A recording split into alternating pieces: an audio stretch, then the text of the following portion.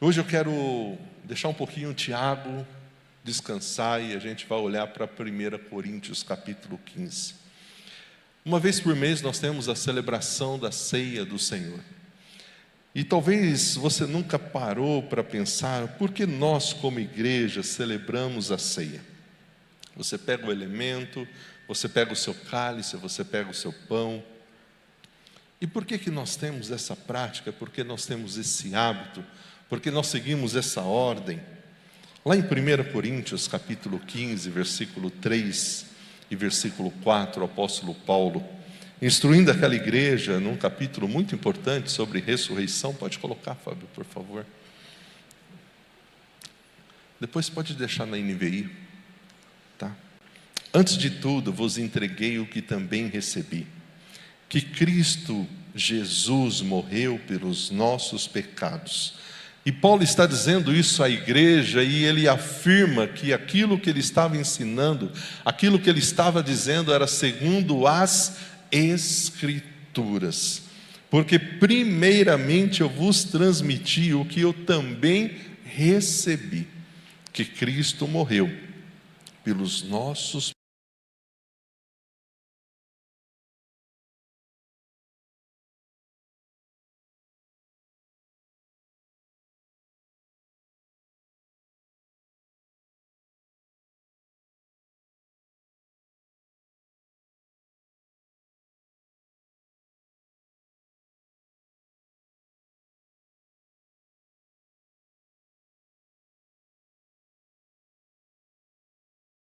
Escrituras.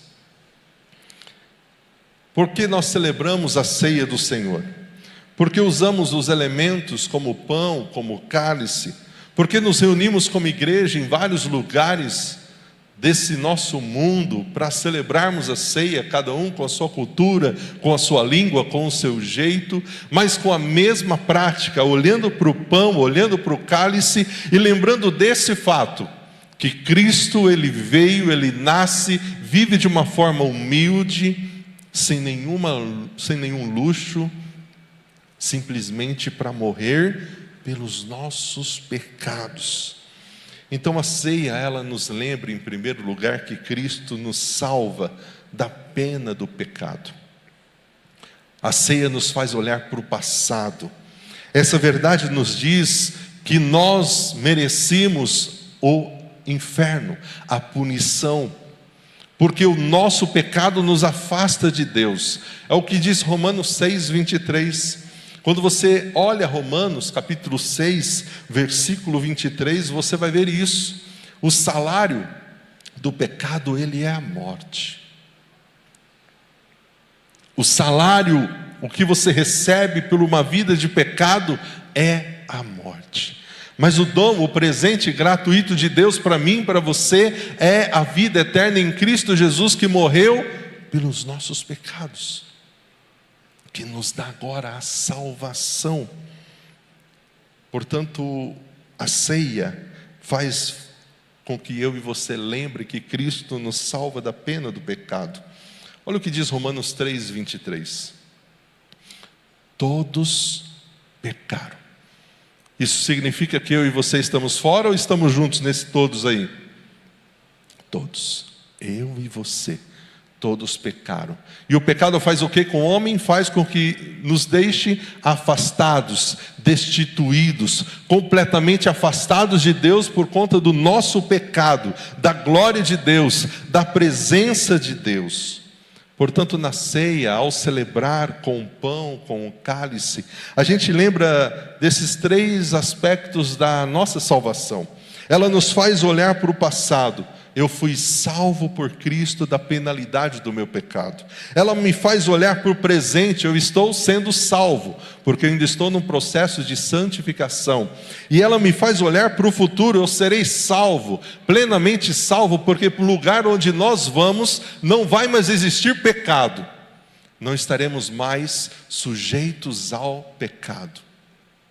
Falando hoje na classe de novos membros, depois que a gente aceita Jesus, a gente deixa de pecar? Você ainda peca? Sim ou não? Somos pecadores, ainda pecamos, ainda somos pecadores, mas quando a gente participa da ceia, a gente lembra desse aspecto da salvação e de que nós fomos salvos. Nós não merecíamos a salvação, o pecado nos afastava de Deus, mas Cristo morreu por esses nossos pecados que nos afastavam de Deus. E eu não canso de dizer isso. Se há uma coisa que nós não podemos sentir, olhando para a palavra de Deus, é a sensação de que nós somos amados. Hoje há muitas pessoas que não se sentem amadas, que não conseguem ter prazer na vida porque acham que não são amadas, não são especiais, a vida dela não tem valor, a vida dela não tem sentido. E quando eu olho para a palavra, não tem como eu dizer que eu sou alguém sem valor, que eu não tenho sentido, porque mesmo sendo pecador, perdido, não merecia graça, não merecia amor, não merecia perdão, Cristo simplesmente me amou e se entregou na cruz por mim, para que eu tivesse hoje relacionamento com Ele. É por isso que nós não podemos nos importar com o que as pessoas falam de nós, com o julgamento que elas fazem de nós, porque para mim o mais importante é saber o que Deus pensa ao meu respeito.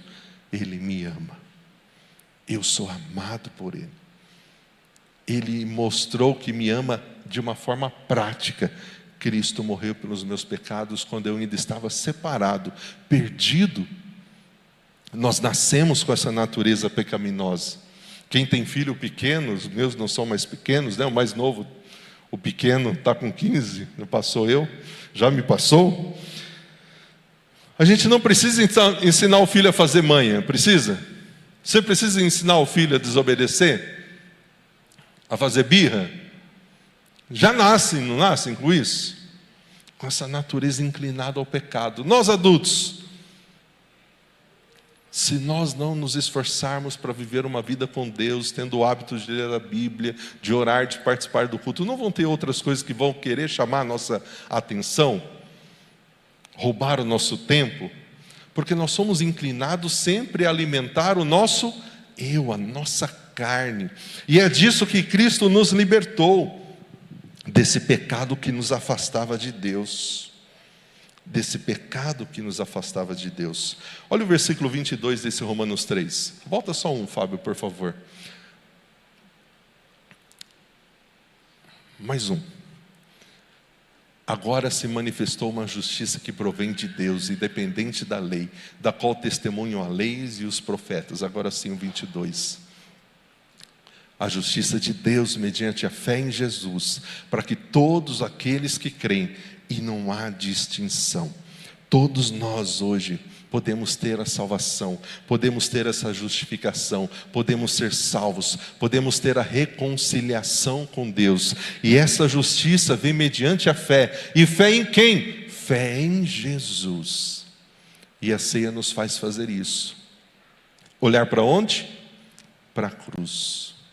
Para Jesus, que morre de uma forma humilhante, como um criminoso, por mim e por você.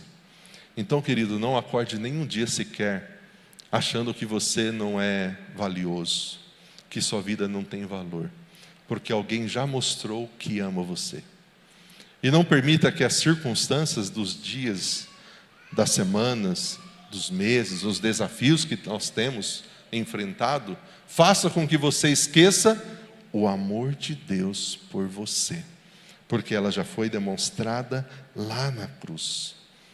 Nós, segundo o texto de Romanos 3:23, todos pecaram, destituídos estão da glória de Deus.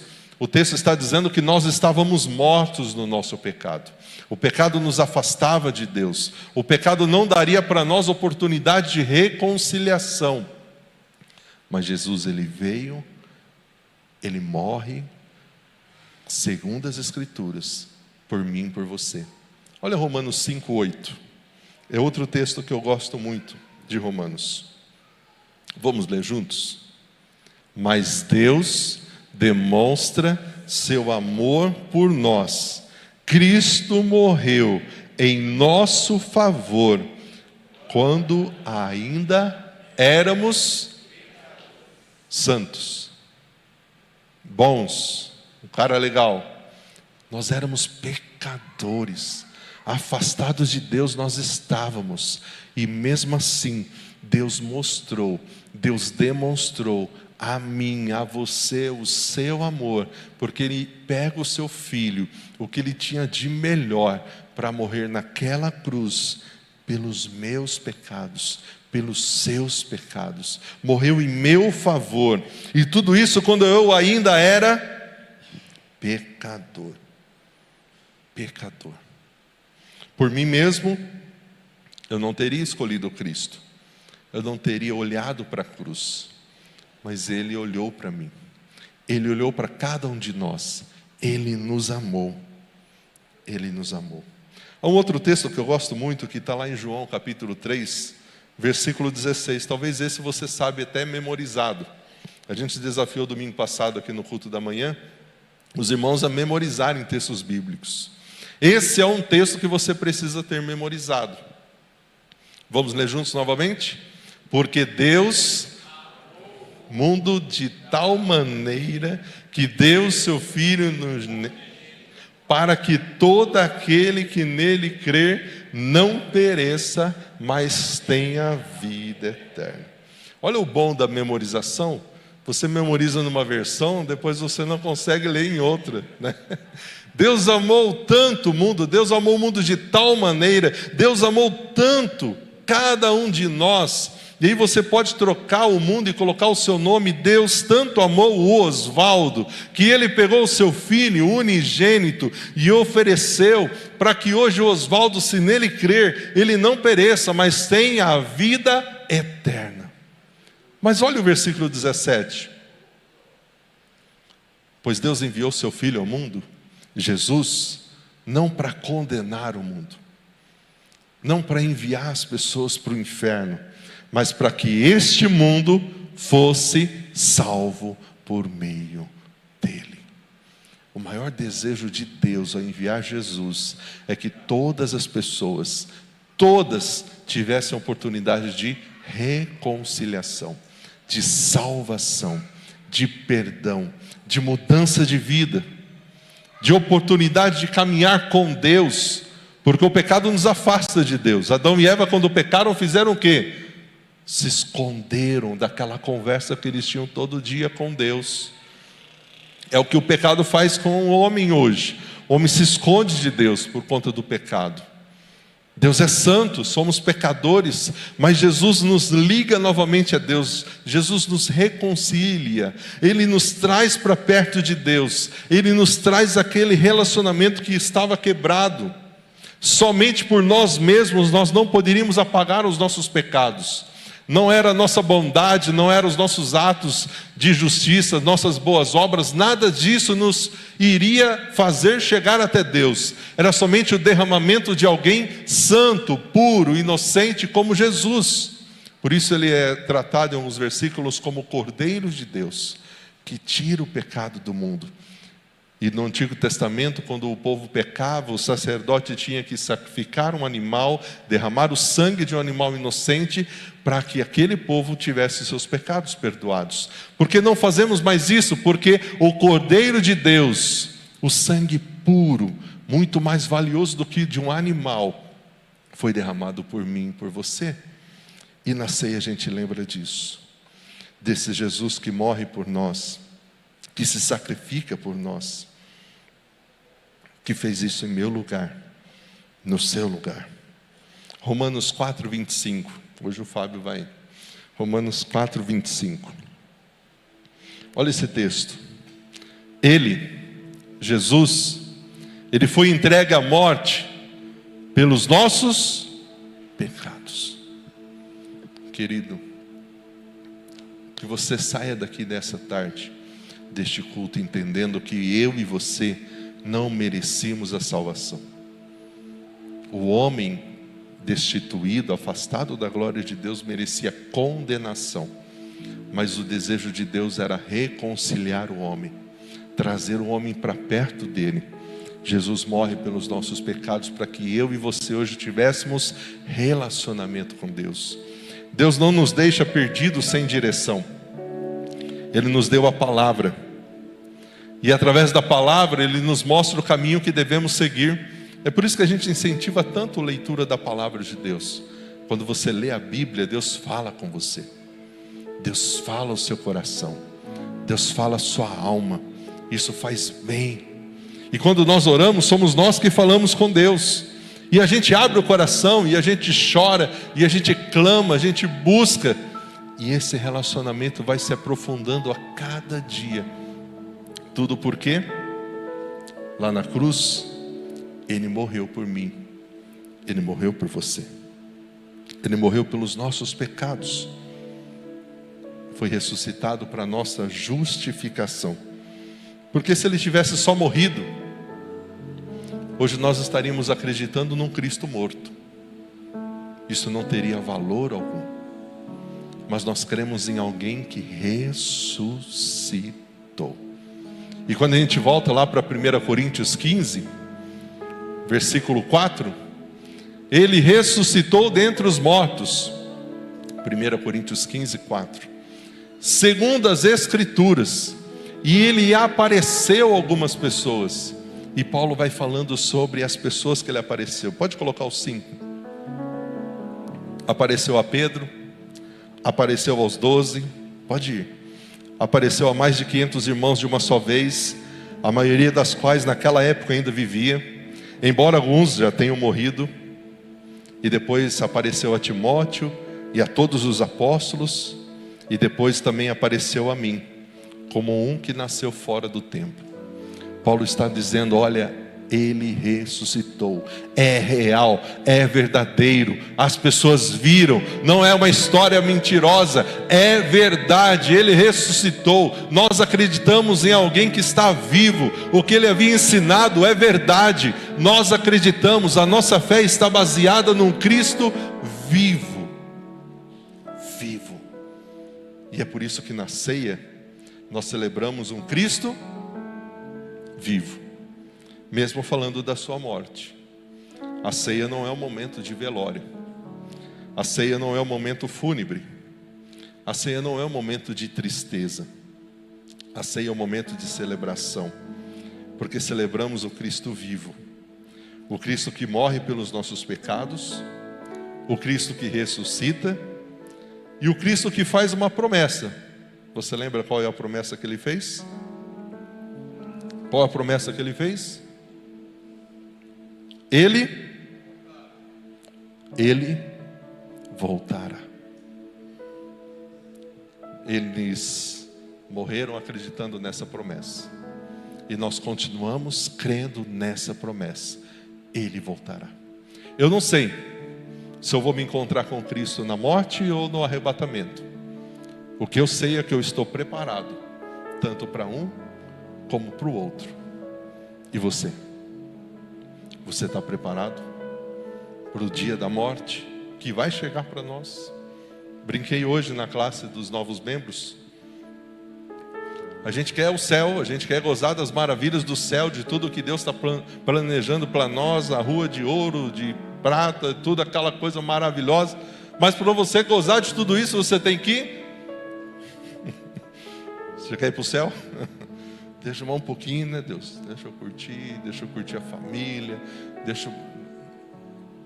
Mas eu estou preparado. A morte para mim não é um fantasma. Me entristeço porque vou deixar pessoas queridas, mas eu estou preparado para o céu, para um lugar que não haverá mais dor, não haverá mais choro, não haverá mais tormento. Então a ceia nos faz lembrar de tudo isso. Pega aí o seu pão. Não é bolacha, é pão. Oh Senhor, é o pão. Pega o seu pão. Lá em 1 Coríntios 11, versículo 23 e 24, Paulo continua dizendo: eu recebi do Senhor o que também vos entreguei.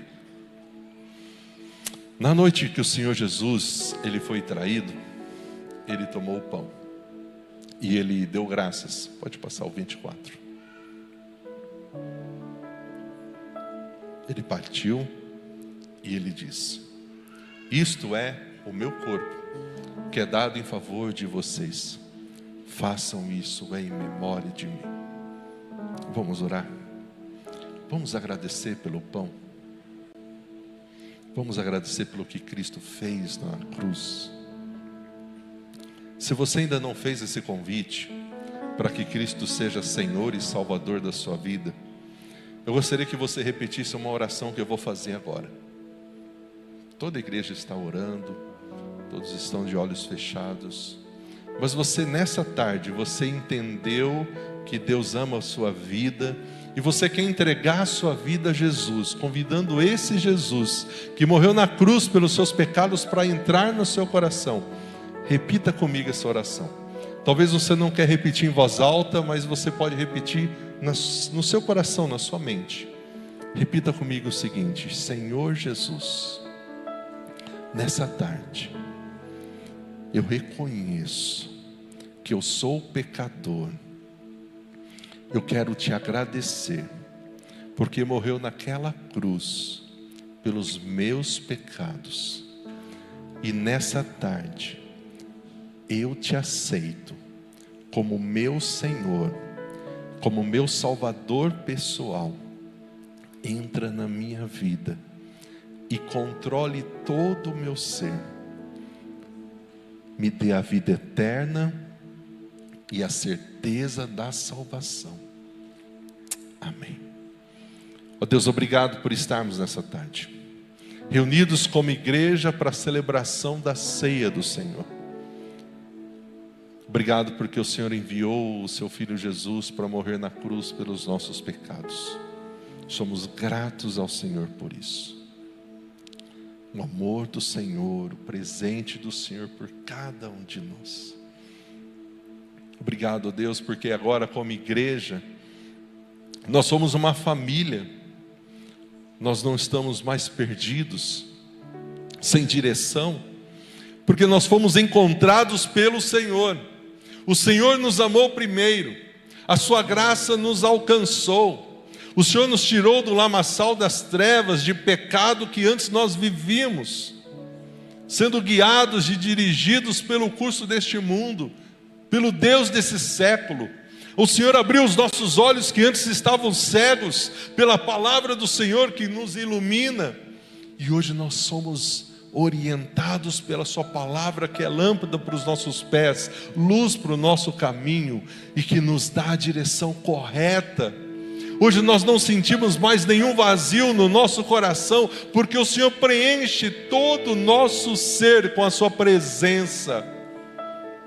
O Senhor é o nosso amigo, caminha conosco em todas as horas, nas horas alegres e nos dias difíceis. Ali o Senhor está conosco, dizendo: não temas, meu filho. O Senhor é aquele que coloca o alimento na nossa mesa, que nos dá saúde, ou que nos dá força para enfrentar as enfermidades. Mas nada tira de nós a certeza que um dia estaremos para sempre com o Senhor na glória. Te agradecemos, ó Pai, em nome de Jesus, amém. Comamos do pão.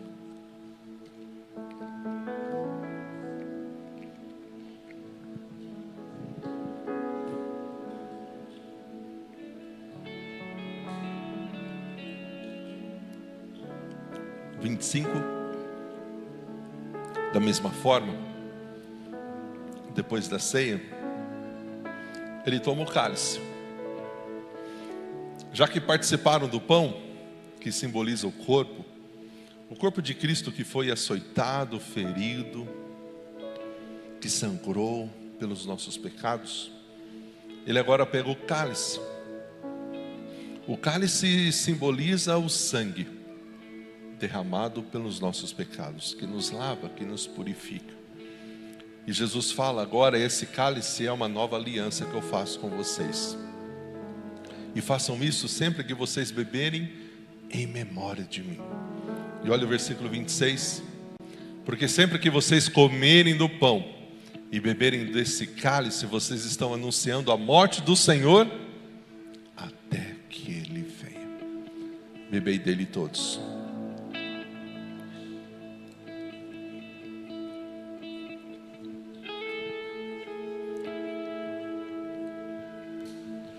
E quando a gente olha os evangelhos, diz que depois de toda essa celebração, eles cantaram um hino. Eles celebraram a Deus. Vamos fazer isso? Vamos louvar o Senhor? Fique de pé.